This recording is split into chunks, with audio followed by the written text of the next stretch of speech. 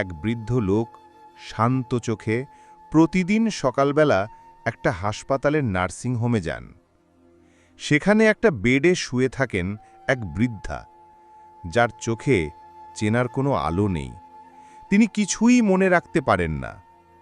ডাক্তাররা বলেন এটা আলঝাইমার, একটা মস্তিষ্কের রোগ যেটা ধীরে ধীরে তার সমস্ত স্মৃতি কেড়ে নিয়েছে।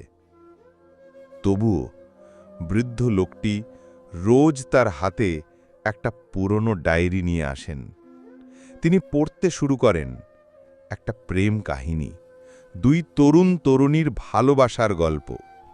নোয়া একজন সাধারণ ছেলের মতো, অন্যদিকে অ্যালি এক ধনী পরিবারের মেয়ে।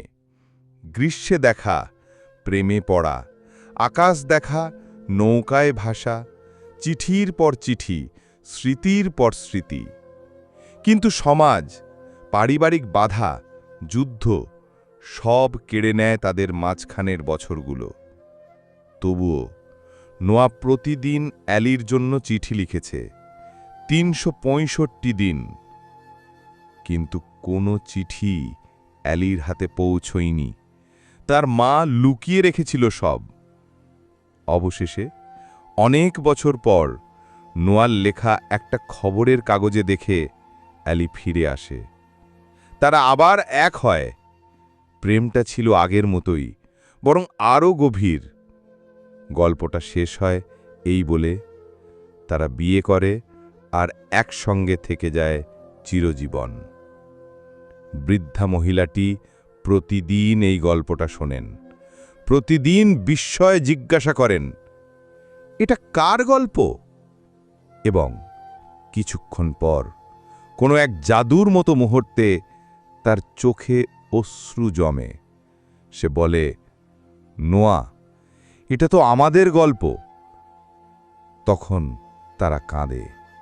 একটা হারিয়ে যাওয়া ভালোবাসা ফিরে আসে একটা মুহূর্তের জন্য, কিন্তু আবার সব ভুলে যায়। সে আর চেনে না যাকে সে সারা জীবন ভালোবেসেছিল।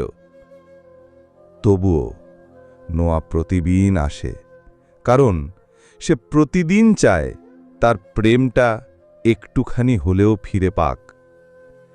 এটাই ভালোবাসা, চোখের জলের মতো চিরন্তন। রাত গভীর। নার্স হেঁটে হেঁটে ঘুরছিল নিঃশব্দ করিডর ধরে। হঠাৎ সে দেখে বৃদ্ধ নোয়া নেই তার বিছানায়। তাড়াতাড়ি খোঁজ শুরু হয়। অবশেষে এলির ঘরে গিয়ে দেখা যায় বিছানায় পাশাপাশি ঘুমিয়ে আছে দুজন।